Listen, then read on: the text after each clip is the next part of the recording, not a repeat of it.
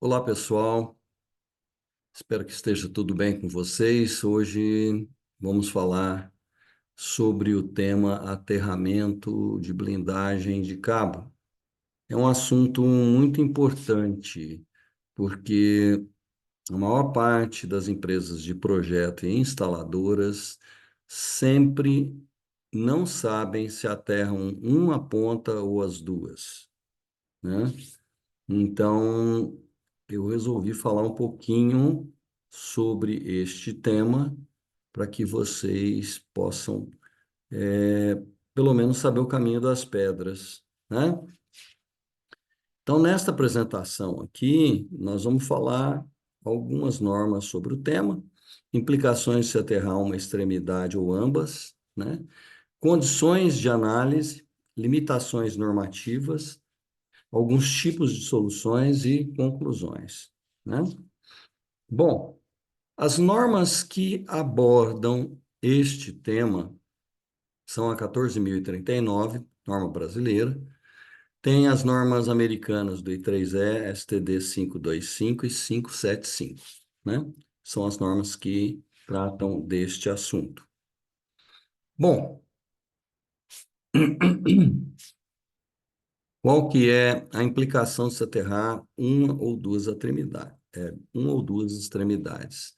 Quando se aterra apenas uma extremidade do cabo, não circula corrente induzida pela blindagem, porque a corrente que circula no condutor de fase, ela vai induzir uma corrente na blindagem se fosse aterrada nas duas pontas. Se for aterrado numa ponta só, você não tem indução de corrente, porque não vai circular corrente.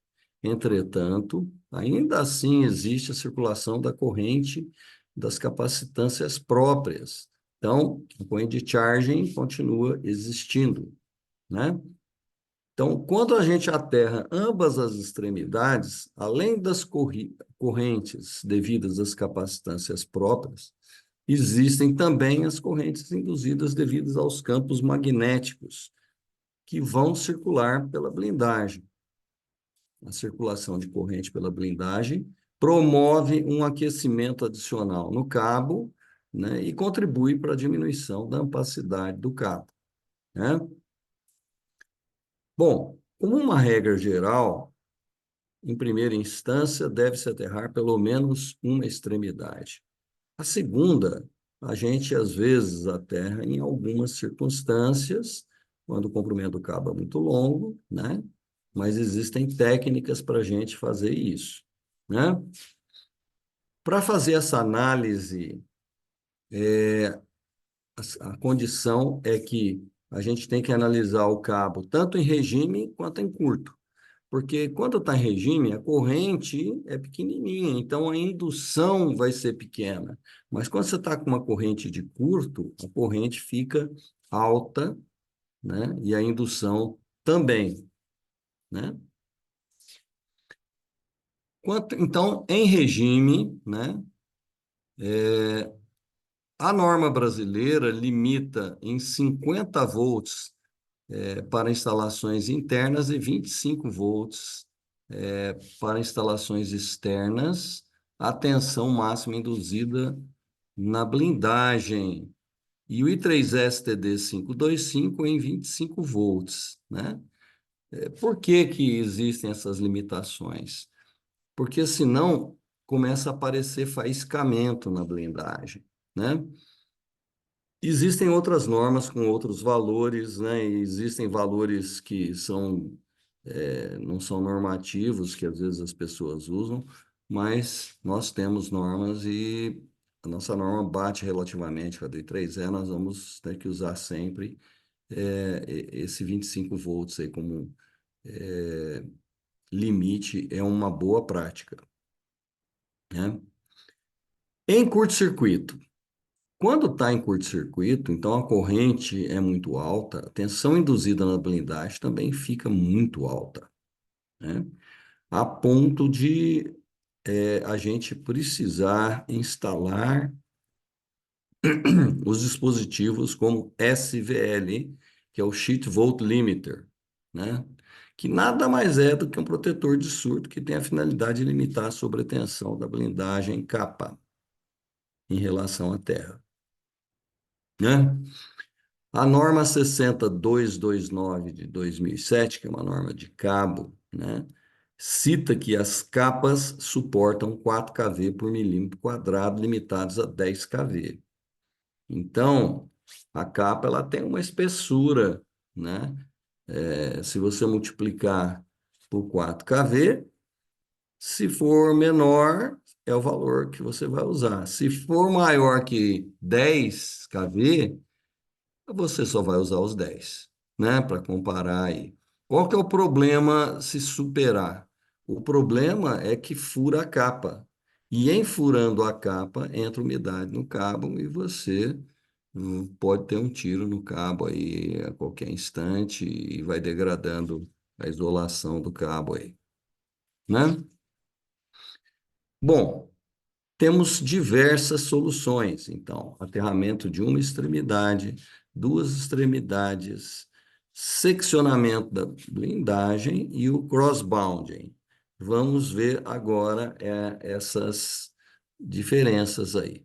Então, nessa primeira figura aqui, né, nós vemos o aterramento da blindagem em apenas uma extremidade, na outra, né, devido ao curto-circuito ser alto, é, promoveu uma tensão alta, então precisou de um SVL, um Sheet Volt Limiter, né?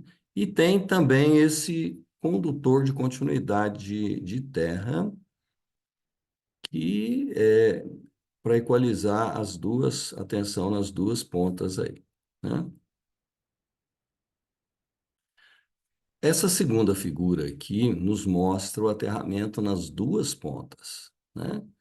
Então, o aterramento nas duas pontas, o potencial vai estar próximo de zero quando estiver circulando tanto corrente nominal quanto corrente curta. Entretanto, no meio do cabo, a tensão pode ser mais alta, né?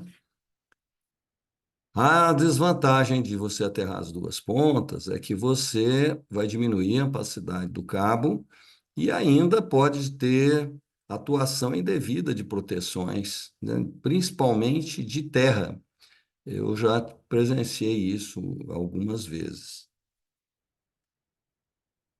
O seccionamento da blindagem, o que que se faz aí? Costuma-se seccionar a blindagem em alguns trechos, normalmente no mínimo três, né?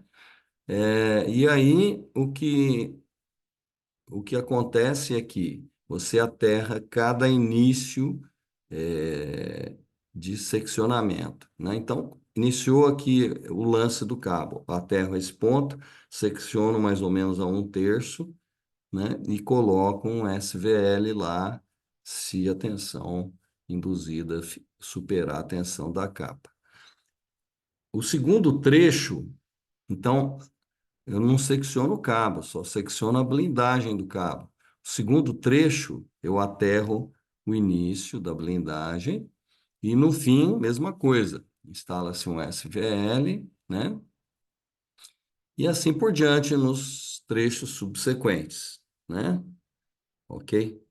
Então, a ideia é você não ter tensões elevadas.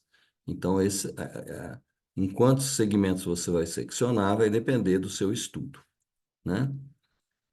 E o terceiro trecho é o crossbounding. O crossbounding, o que que se faz?